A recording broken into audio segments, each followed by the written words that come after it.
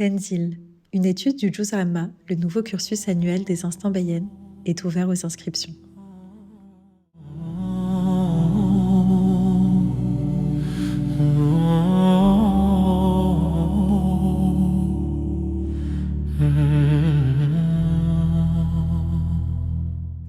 Bismillah, hamdan wa musalliyan wa ba'd, Rabbi shrah li sadri wa yassir li amri wahlul 'uqdatan min lisani yafqahu qawli.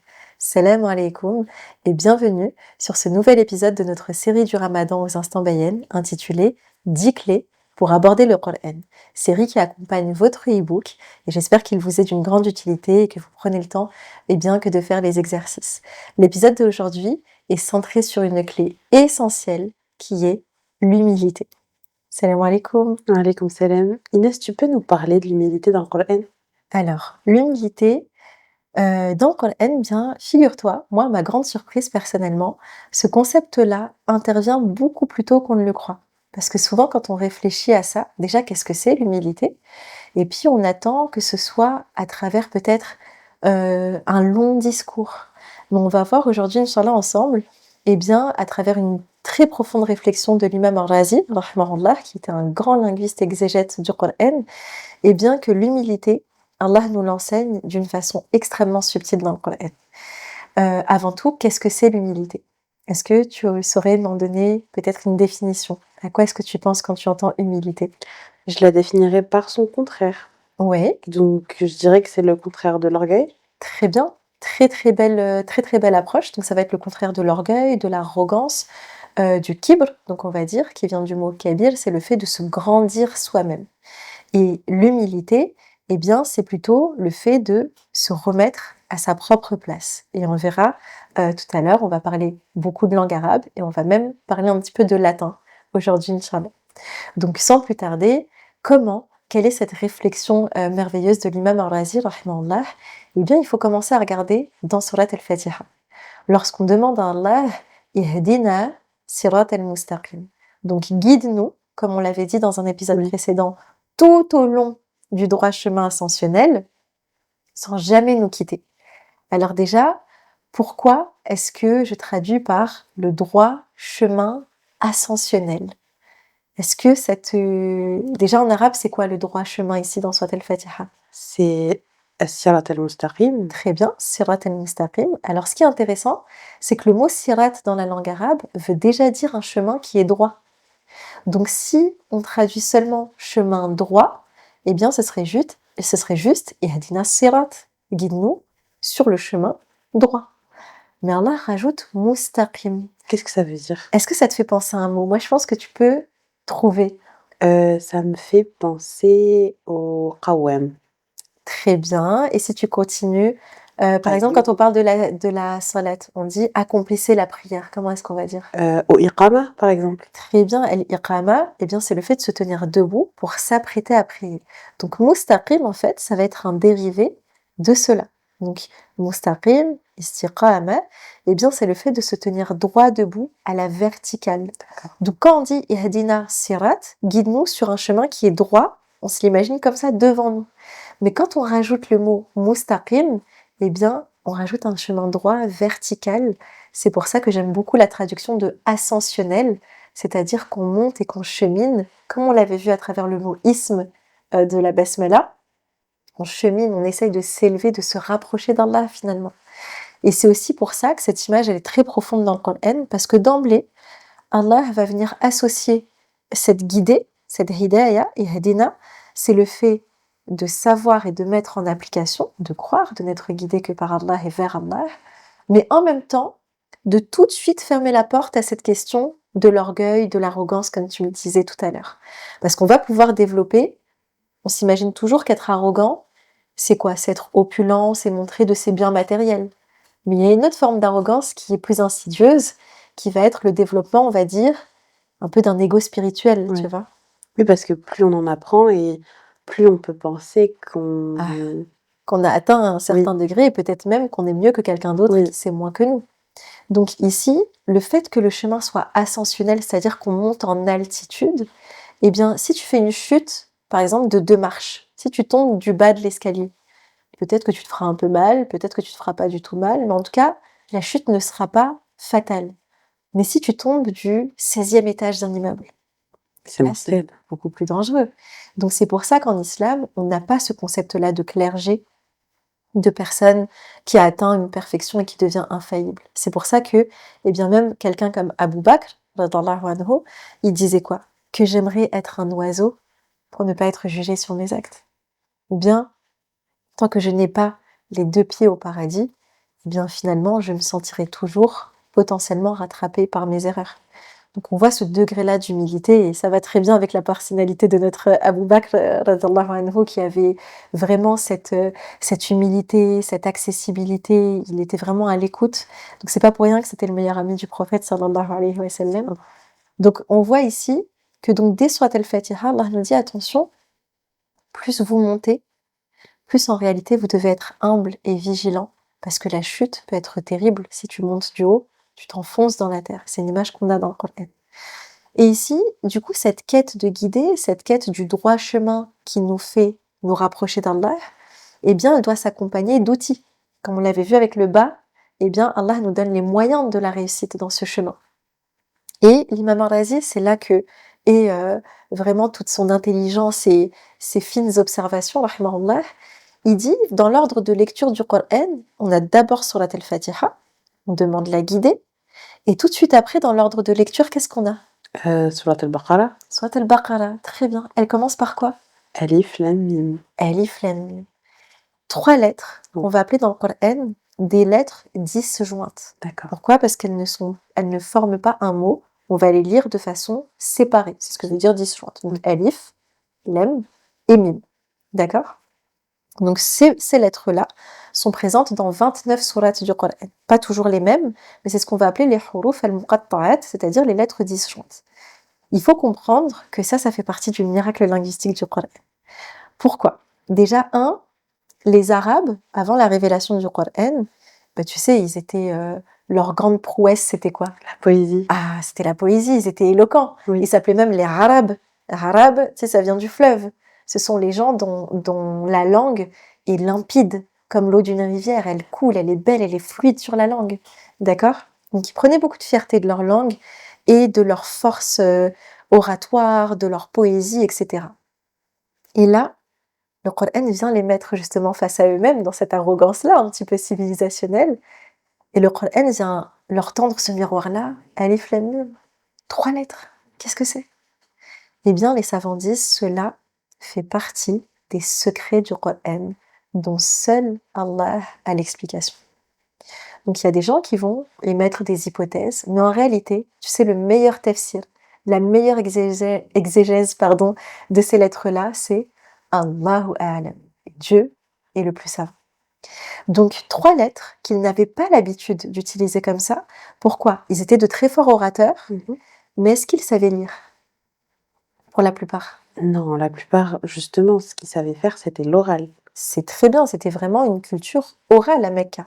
D'ailleurs, on dit qu'au moment de la révélation, il y avait à peu près une 12aine de personnes lettrées, donc qui savaient lire et écrire à Mecca. Donc on voyait que c'était pas vraiment leur point de focus dans leur éducation, dans leur tarbiya, c'était plus l'oralité qui les intéressait. Du coup, il y avait très peu de lettrés.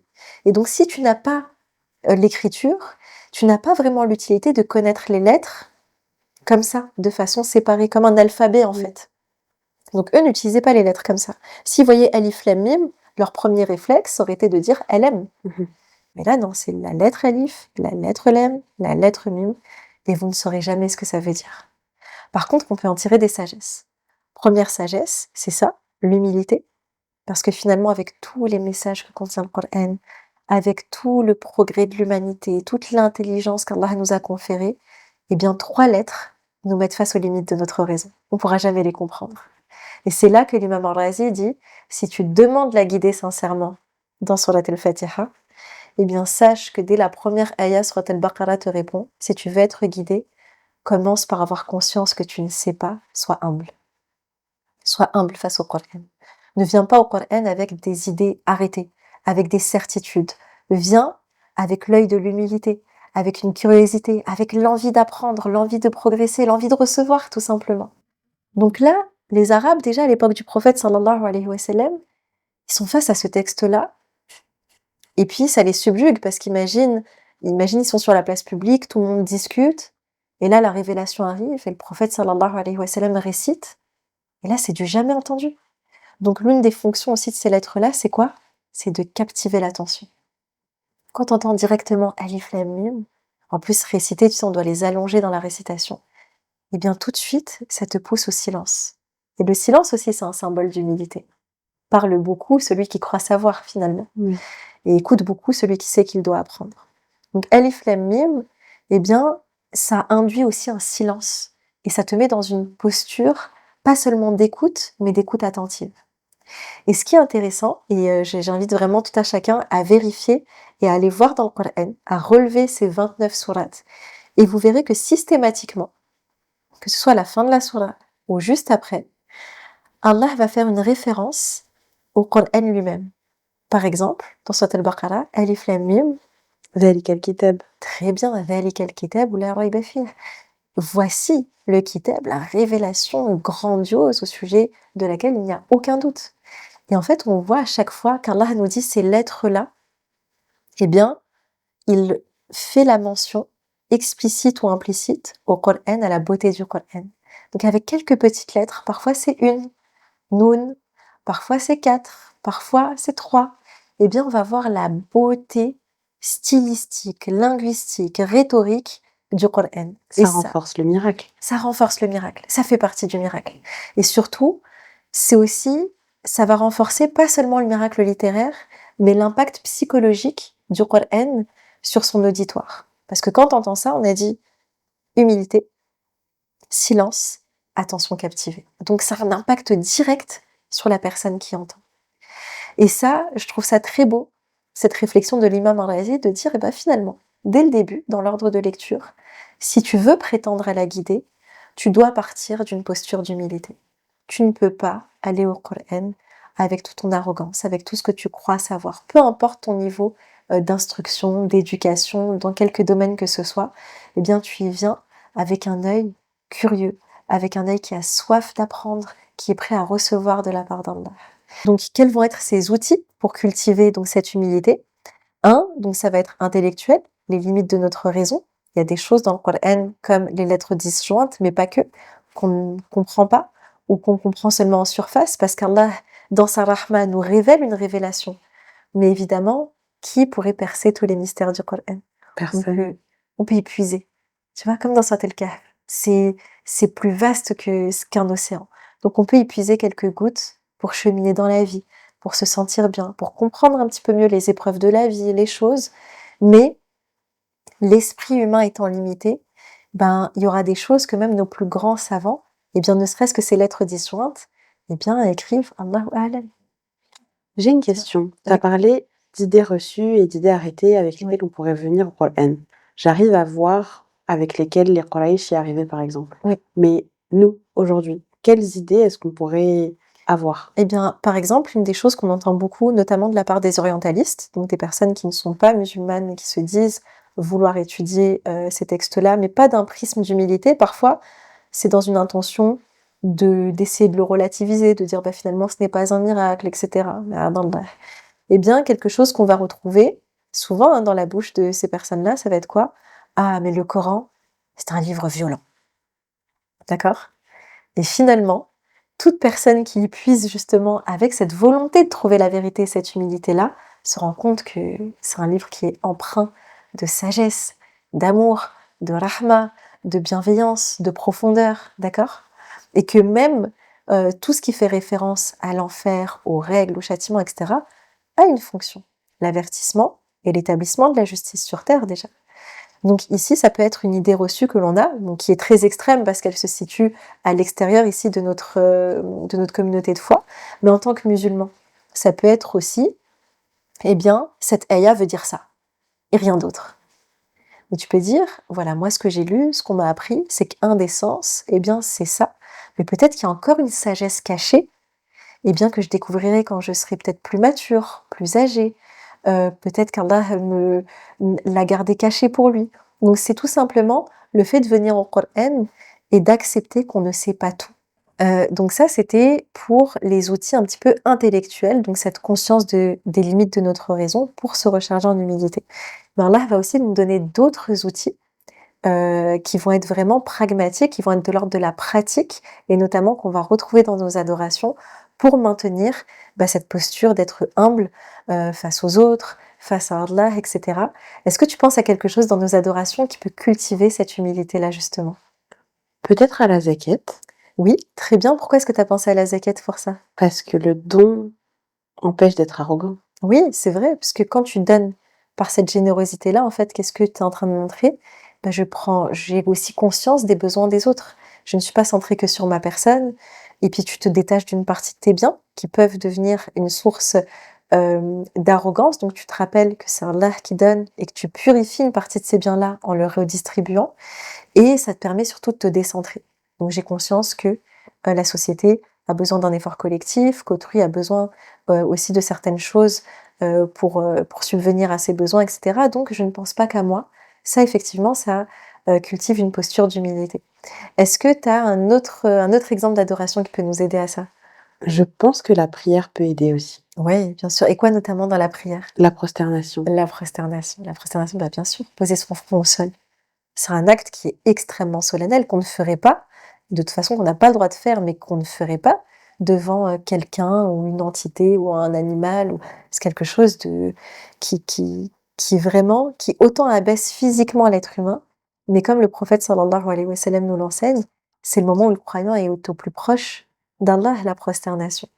Et même ce geste-là, en fait, c'est intéressant parce que et c'est là qu'on va parler un petit peu de latin, eh bien, nous, on a été créés d'argile, on a été créés de terre.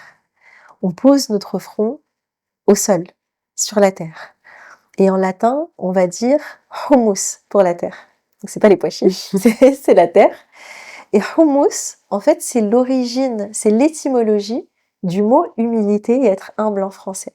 D'accord. Donc tu vois comme, subhanallah, entre la langue arabe, notre foi, et ici la langue française et son étymologie latine, eh bien la boucle se boucle, parce que quand tu te prosternes, une création de terre qui pose son front de terre sur un sol de terre et qui finalement apprend l'humilité à travers ça. J'ai été créée à partir de la terre, je vais y retourner et finalement, je ne suis que peu de choses à l'échelle de l'humanité.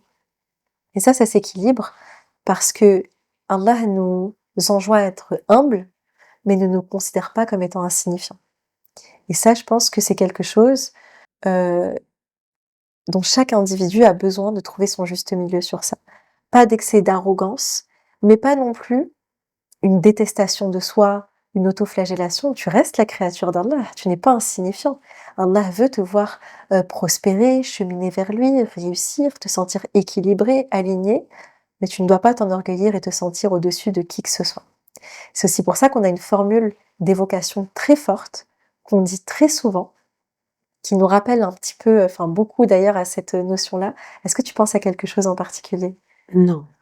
Alors si je te dis Subhanallah, Oui. Subhanallah, on va le traduire en général par gloire à Oui. Allah. Moi j'aime bien la traduction perfection à Allah, D'accord. parce que gloire, j'ai l'impression que c'est un peu flou Oui. dans notre esprit, en tout cas à notre époque. Et en fait, Subhan, l'étymologie, donc sabaha, ça va signifier nager. D'accord. Mais nager d'une certaine façon, nager en gardant la tête hors de l'eau. Donc tu vois, quand tu gardes la tête au-dessus de l'eau, c'est ce qui t'empêche de couler. Et en fait, l'image dans cette étymologie qui par la suite va donner le mot subhan, ça va être quoi? Imagine qu'en réalité tu nages et que l'eau, ça représente les imperfections. D'accord? Toutes tes limites, toutes les imperfections peut-être de ton caractère, etc., de tes actions et tout. Et en fait, ce qui va t'empêcher de sombrer, ça va être de te rappeler que le seul qui est au-dessus du niveau des imperfections, c'est-à-dire le seul à être parfait, eh bien c'est Allah subhanahu wa ta'ala.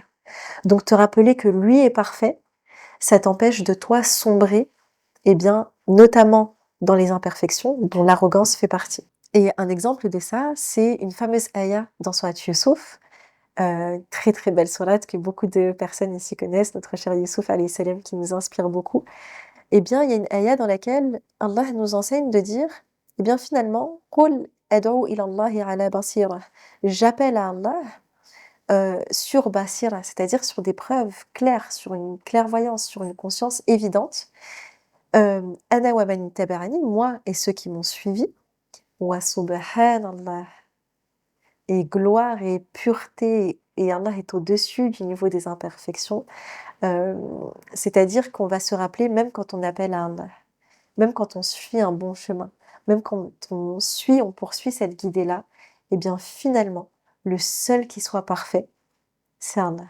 Donc cette ayah-là, wa ma ana minal mushrikin, et je ne fais pas partie de ceux qui lui associent quoi que ce soit, et bien on voit que le kibr, ça peut être aussi une forme d'association. Tu sais, le genre de personnes qui vont dire, ça c'est encore une fois, c'est un exemple extrême, mais je dois tout à la sueur de mon front. Ce sont mes efforts qui m'ont valu tout ça, etc. Bah là, tu te rends pas compte que finalement, on revient encore à la basmala. Bismillah. C'est Allah qui t'aide. C'est Allah qui te permet tous les outils de ta réussite. C'est lui qui guide ta route. C'est lui qui t'accompagne tout au long du chemin. Et en plus, il te récompense. Donc là, on voit que cette formule, subhanallah, plus la prosternation, plus la zakat, et je suis sûre qu'on peut trouver aussi beaucoup d'autres exemples. Mais en tout cas, je crois que si on s'accroche à ces pratiques-là, eh bien, ça peut même nous entraîner dans notre posture, dans notre corps, à être plutôt humble, même dans notre démarche. On trouve ça dans Swat al-Furqan.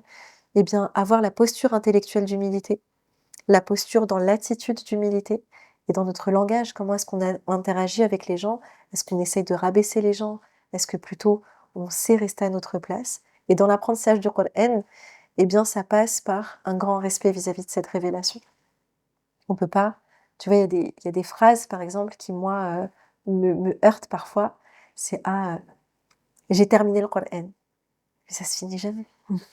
Ça se finit jamais. Et d'ailleurs, on est mentionné, et Cheikh Abdou Nasser Al-Janda en parle très bien, que le prophète sallallahu alayhi wa sallam, parfois lorsqu'en prière, il récitait, donc il récitait Surat al-Fatiha, Surat al-Nas, et parfois dans sa prière surérogatoire, il récitait Surat al-Fatiha après Surat al-Nas, pour montrer le côté cyclique du Coran.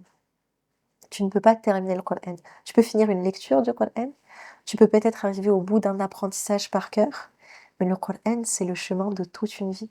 C'est la réflexion de toute une vie, c'est la méditation de toute une vie. Et on revient encore une fois, Alif Lam Mim, finalement, toute une vie ne suffit pas. فهذا ما أعلم. Merci à toi. والله أعلى وأعلم. سبحانك اللهم وبحمدك أشهد أن لا إله إلا أنت أستغفرك وأتوب إليك. Qu'Allah nous accorde une humilité, une ouverture d'esprit et nous mette beaucoup de baraka dans nos lectures du Coran. Et on vous dit à très vite, Inch'Allah, pour le prochain épisode.